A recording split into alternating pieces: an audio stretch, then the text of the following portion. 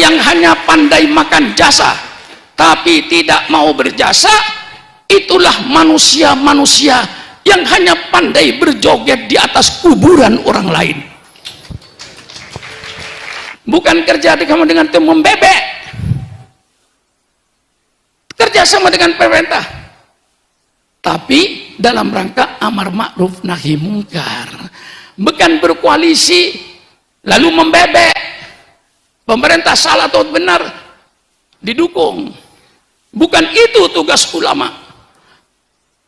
Ini jadikan pegangan oleh ulama itu, kerjasama dengan pemerintah yang sah, tapi tugasnya jangan dibuang. Karena kerjasama dengan pemerintah, pemerintah salah dibiarin. Kiai goblok. Selalu saya menitik beratkan kepada pengorbanan, pengorbanan, dan pengorbanan. Karena tidak ada cita-cita yang akan berhasil, tidak akan ada kemauan yang akan berhasil tanpa adanya pengorbanan. Negara Kesatuan Republik Indonesia ini berdiri bukan hadiah dari Belanda. Negara Kesatuan Republik Indonesia merdeka bukan hadiah dari Jepang. Negara Kesatuan Republik Indonesia dibangun di atas aliran darah bangsa Indonesia. Negara Kesatuan Republik Indonesia itu merdeka di atas aliran air mata rakyat Indonesia. Berapa wanita yang jadi janda, berapa anak yang menjadi yatim karena mereka gugur di dalam pertempuran. Semenjak dimulai oleh Pangeran Diponegoro di Jawa Tengah ini tahun 1825, pertempuran tidak berhenti sampai merdeka 1945, bahkan sampai 1948. Kita sekutu mau mencoba kembali ke Indonesia ini. Inilah negara Kesatuan Republik Indonesia ini. Dan kalau orang bertanya kepada saya, Pak Sukron, sejauh apa kontribusi umat Islam terhadap NKRI ini? Saya akan jawab pada pejabat pemerintah dengan fakta. Kalau pemerintah ingin tahu sejauh mana kontribusi umat Islam, pengorbanan umat Islam terhadap NKRI, persilakan pemerintah adakan sensus kuburan. Tentu yang saya maksud bukan kuburan umum. Kuburan Taman Pahlawan itu tolong disensus, sensus ulang. Alhamdulillah, seluruh kabupaten di Indonesia pasti punya Taman Pahlawan. Magelang punya Taman Pahlawan, Sukabumi, Cianjur, Tegal, Pekalongan, tiap kabupaten mempunyai Taman Pahlawan. Tolong pemerintah adakan sensus Taman Pahlawan. Tanya, nama siapa, agama apa, nama siapa, agama apa, nama siapa, agama apa. Saya jamin pemerintah 99% darahnya umat Islam untuk NKRI ini. Ini fakta, bukan hoax. Tidak percaya, persilakan pemerintah. Datangi kuburan pahlawan itu. Siapa namamu? Agamamu apa? Siapa namamu? Agamamu apa? Pasti saya yakin dengan tidak menghilangkan jasa elemen-elemen lain, tapi yang pasti 99% darahnya pahlawan Indonesia, darahnya umat Islam untuk NKRI. Ini saya ulang. Maka jadi pemimpin bangsa itu harus tahu sejarah bangsanya. Jangan memimpin bangsa tidak tahu sejarah bangsanya, pasti tidak akan bijaksana karena tidak tahu sejarah bangsanya. Kalau orang yang tahu sejarah bangsanya, oh ini bangsa Indonesia. Bahwa terbesar adalah umat Islam. Dengan tidak mengurangi daripada jasa-jasa kelompok-kelompok yang lain. Tapi yang pasti adalah umat Islam lah yang terbesar. Apalagi saya katakan, seandainya ulama waktu tidak ada toleransi, NKRI tidak ada. Saya buka sejarah. Ketika Bung Karno mau mendirikan republik ini, membentuk 60 orang dari tokoh-tokoh bangsa ini. Untuk apa? Untuk mencari formatnya negara ini. Gagal. Kemudian Bung Karno membentuk 9 orang dari tokoh nasionalis dan tokoh agamis. Termasuk Bung Karno, Bung Hatta, Maramis. Lalu Abi Kusno, termasuk juga Kahar Mudakir, termasuk juga tokoh Islam yang dari Sumatera Agus Salim, termasuk Muhammad Yamin, termasuk Ki Haji Wahid Hashim. 9 orang itu berdebat apa format yang tepat untuk Indonesia yang beraneka ragam ini. Karena seluruhnya saling memberi pendapat. Nasionalis bertahan dengan nasionalisnya.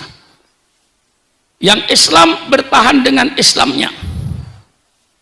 Akhirnya terjadilah suatu format rumus yang disebut Piagam Jakarta, yang bunyinya Negara Kesatuan Republik Indonesia berdasarkan ketuhanan dengan kewajiban menjalankan syariat Islam bagi pemeluk-pemeluknya. Subhanallah. Yang tidak Islam tidak terikat dengan kewajiban menjalankan syariat Islam bagi pemeluk-pemeluknya. Yang tidak memeluk Islam tidak usah melaksanakan. Mengapa perhitungannya? Karena mayoritas umat Islam. Kami menyadari Indonesia bukan negara agama, bukan negara Islam. Tapi pemerintah harus sadar Indonesia bukan negara Islam, tapi kebetulan menjadi negaranya orang-orang Islam yang mayoritas. Maka kalau pemerintah bikin peraturan, siapa yang akan melaksanakan? Rakyat Indonesia. Siapa rakyat Indonesia? 87% Islam. Jangan coba-coba pemerintah bikin undang-undang yang bertentangan dengan Islam. Kami siap untuk menolak dan untuk tidak melaksanakan.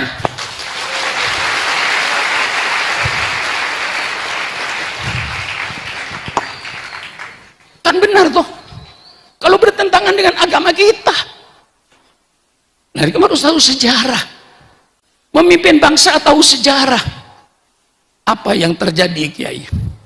Jam 3 sore datanglah seorang kolonel Jepang yang datang sama Bung Hatta. Kalau 7 kata ini tidak dicabut, Indonesia Timur tidak ikut. Subhanallah. Jam 10 pagi kita mengucapkan proklamasi kami bangsa Indonesia. Dengan ini menyatakan kemerdekaan Indonesia. Hal-hal yang mengenai pemindahan kekuasaan dan lain-lain akan dilaksanakan dengan cara saksama dalam tempo sesingkat-singkatnya atas nama bangsa Soekarno Hatta. Mungkin ini antara kiai yang hafal Pancasila. Di situ hafal Alfiah, saya kalau Pancasila hafal saya. Apa yang terjadi sore? Kalau ini tidak dicabut, 7 kata ini, Indonesia Timur tidak ikut. Maka Bung Hatta berpikir, baru diumumkan negara Republik Indonesia akan pecah menjadi 2. Republik Indonesia Timur, Republik Indonesia Barat. Tanggal 18, Bung Hatta ngumpulkan lagi yang 9 orang ini berdebat. Minis Kiai Hasyim Asy'ari, Kiai Wahid Hashim sudah pulang ke Jawa Timur, diganti dengan tokoh dari Sumatera.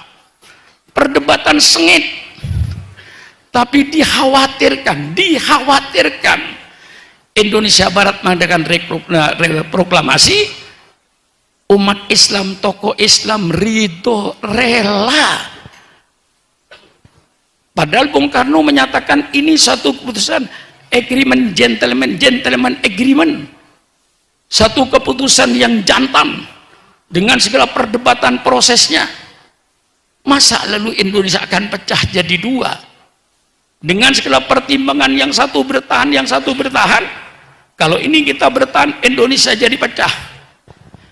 Demi NKRI, tokoh-tokoh Islam waktu itu mencabut 7 kata ini, ridho, rela dicabut untuk NKRI. Seandainya tidak dicabut, NKRI tidak ada. Persilakan yang mau nonton, saya punya bukunya. Untung masih ada orang tua seperti saya ini yang begini-begini nggak ngerti nih orang. Santri-santri itu nggak ngerti. Komunis saja nggak ngerti, kok santri sekarang itu? Karena ditutup sejarah ini. Anak SMA ditanya G30S nggak tahu. Kalau dikatakan PKI kejam, aneh. Kejamnya apa? Karena tidak tahu. Kalau Syukuran Makmun tahu, semenjak tahun 26 sudah berapa kiai yang dibunuh oleh PKI. Tahun 48 berapa ribu kiai dan ansor yang dibunuh, peristiwa Madiun. 65 diulang lagi dengan membunuh jenderal-jenderal dan ribuan umat Islam. Ya, mungkin seperti bapak polisi yang ada ini, mungkin juga tidak tahu. Mungkin tidak tahu. Karena di sekolah SMA saya sudah tidak ada dibaca sejarah ini. Padahal ini sejarah. Jangan dilupakan sejarah ini. Oleh sebab itu Allah menyuruh faksusil qososo la'allahum yatafakkarun. Ceritakan oleh engkau sejarah-sejarah itu. Sejarah-sejarah itu kau baca, belajarlah kepada sejarah. Kalau tidak ingin jadi korban sejarah, kalau tidak ingin korban sejarah, baca sejarah. Mengapa pemimpin itu dielu-elukan oleh rakyatnya? Mengapa pemimpin-pemimpin disanjung-sanjung oleh rakyatnya? Mengapa pemimpin itu dimaki-maki oleh rakyat di demo? Ini sejarah yang menentukan. Kita tahu dari sejarah, belajarlah kepada sejarah. Maka ini saya mendahulukan pengorbanan. Islam berdiri tegak kayak begini nih karena pengorbanan. Rasulullah pertama kali berdakwah dari pintu ke pintu, sembunyi-sembunyi karena ancaman orang kafir Quraisy. Baru setelah Allah perintahkan fasda bima tu'mar wa arid anil jahilin, hai Muhammad, sekarang kau berdakwahlah secara terbuka, berpalinglah kau daripada orang-orang jahiliyah. Baru Rasulullah terang-terangan berdakwah, tidak pakai sembunyi-sembunyi lagi ngajak Islam. Apa yang terjadi? Sahabat Rasulullah dibunuh, sahabat Rasulullah disiksa, diancam. Ini pekerjaan musuh Islam pada waktu itu. Sayyidina Bilal diseret di padang pasir, perutnya dikasih batu supaya kembali jadi murtad. Tapi Sayyidina Bilal tidak takut dengan kekerasan itu. Dia tetap berkata, ahad, ahad, ahad, Allah yang Maha Esa. Subhanallah. Segala macam bentuk kekejaman, segala macam bentuk kekerasan tidak mampu memadamkan api Islam yang mulai menyala di kota Mekah untuk menerangi kegelapan-kegelapan kota Mekah. Akhirnya orang kafir Quraisy merubah lagi politiknya. Embargo ekonomi. Di pintu Ka'bah, di dinding Ka'bah ditulis semua bangsa Arab tidak boleh mengadakan hubungan dagang dengan umat Islam, khususnya di bidang pangan, agar Nabi Muhammad dengan sahabat-sahabatnya mati kelaparan. Itu penderitaan nabimu. Itu pengorbanan para sahabat. Sehingga Islam sampai kepada kita ini. Hargailah mereka itu yang berkorban itu. Nah, kita ini semuanya hanya orang yang pandai makan jasa. Saya Syukran Makmun, termasuk bapak polisi depan saya semua ini, termasuk kiai-kiai depan saya ini semuanya pemakan jasa. Yang berjasa siapa? Yang di kuburan itu. Mereka pahlawan kita yang jadi korban. Dia tidak merasakan listrik masuk desa, dia tidak merasakan jalan tol, dia tidak merasakan jalan layang, dia sudah ada di kuburan. Sekarang kita yang makan jasa mereka. Saya tidak melarang saudara makan jasa, persilakan Anda makan jasa orang lain, saya tidak melarang.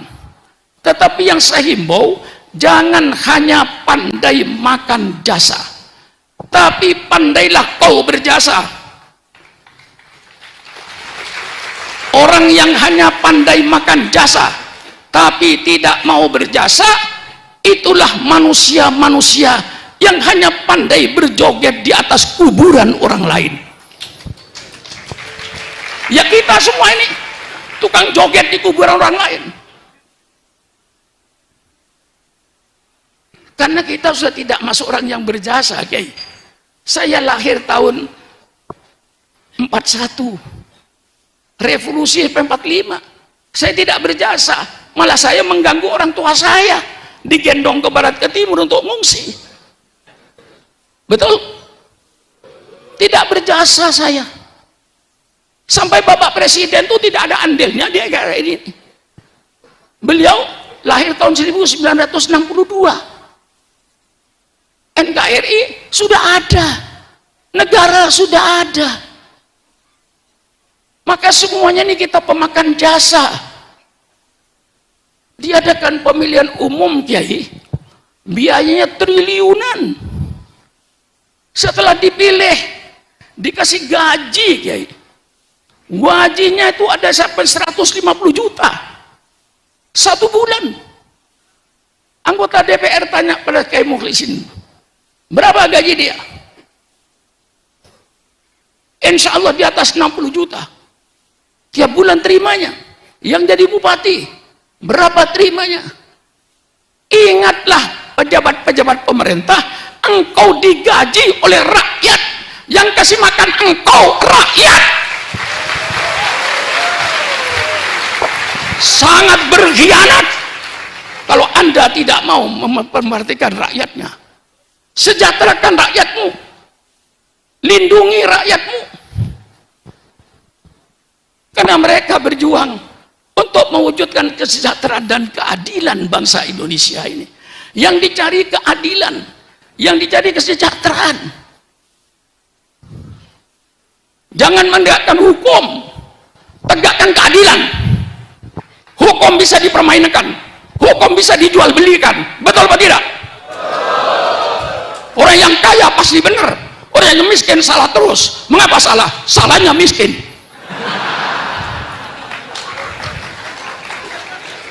Maka saya katakan, bukan menegakkan hukum di Indonesia. Yang saya minta, tegakkan keadilan di Indonesia ini.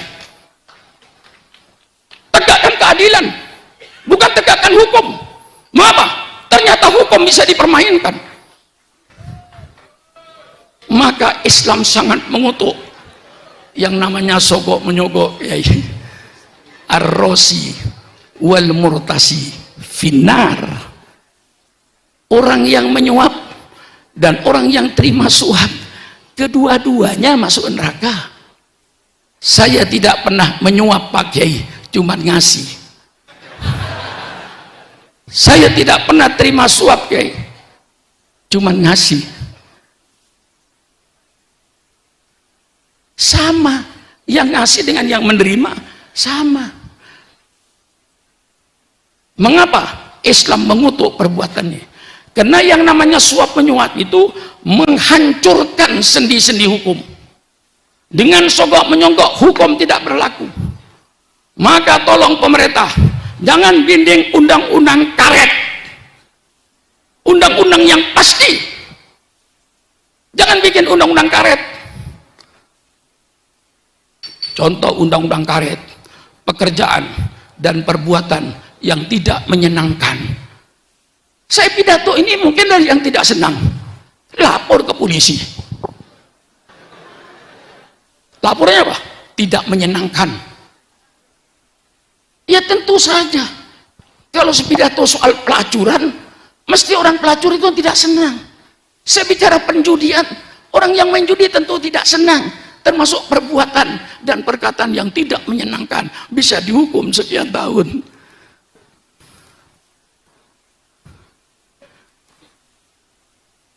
Perkataan yang menjatuhkan nama baik, ya tentu saja kalau pemerintah dikritik, tentu dia merasa dijatuhkan, sehingga orang tidak berani lagi ngeritik pemerintah. Karena kalau dikritik pemerintah, wah ini menjatuhkan nama baik. Jatuhkan baik yang bagaimana? Dilihat, kalau kritikannya benar, tentu tidak melakukan kata baik. Insya Allah pemerintah, bagi istilah ulama tidak ada istilah apa namanya itu, musuh negara, oposisi. Ulama yang oposisi orang nggak ngerti itu, tidak ada. Kayak Wahab Hasbullah dulu ketika Partai Nahdlatul Ulama, apa beliau katakan? Partai Nahdlatul Ulama tidak kenal oposisi, tapi Partai Nahdlatul selalu bekerja sama dengan pemerintah yang sah dalam rangka amar ma'ruf nahi mungkar. Bukan kerja dengan tim membebek, kerja sama dengan pemerintah, tapi dalam rangka amar ma'ruf nahi mungkar. Bukan berkoalisi lalu membebek, pemerintah salah atau benar didukung. Bukan itu tugas ulama. Ulama bekerja sama dengan pemerintah yang sah. Waktu itu Pak Kiai Wahab berkata, saya bukan kerja sama dengan Bung Karno, saya bekerja sama dengan pemerintah yang sah. Ini jadikan pegangan oleh ulama itu, kerjasama dengan pemerintah yang sah, tapi tugasnya jangan dibuang. Karena kerjasama dengan pemerintah, pemerintah salah dibiarin. Kiai goblok, ya sama-sama kiainya, ya selalu nggak kualat. Saya berkata yang benar ini. Kalau semua tidak ada yang berkata yang benar, siapa berkata yang benar? Atiu Allah wa atiu Rasul wa ulil amri minkum. Quran. Taatilah kau Allah, taatilah kau pemimpin-pemimpinmu. Dalam pemimpin politik namanya negara, pemerintah. Dalam pemimpin hukum namanya kiai. Ini yang harus ditaati. Tidak ada istilah oposisi ini. Maka ketika Habib Rizik datang dari Mekah, saya menyambut. Apa saya katakan? Pemerintah, kalau ada kiai berbeda pendapat dengan pemerintah, tolong jangan dianggap musuh. Itu namanya kiai yang peduli. Kalau ada kiai yang berbeda pendapat, undang ke istana. Mari ngopi bersama. Mari makan mie goreng bersama. Mari kita makan ayam goreng bersama. Mari kita bicara santai. Tanya sama kiai, apa maunya kiai? Pemerintah kemukakan. Itu namanya demokrasi. Kalau yang mengkritik pemerintah dianggap musuh, ya hancur negara ini. Di Magelang ada kiai yang bisa berbeda pendapat dengan Pak Bupati. Jangan dianggap musuh. Undang oleh Pak Bupati ke kantor kabupaten. Kiai kok ngomong gini, maunya apa Kiai? Alasannya apa Kiai? Kalau alasannya benar, ikut. Alasannya tidak benar, jawab Kiai, kurang benar begini nih Kiai. Begini sebabnya Kiai. Mari. Ini namanya negara demokrasi. Jadi orang yang mengkritik pemerintah jangan dianggap lawan.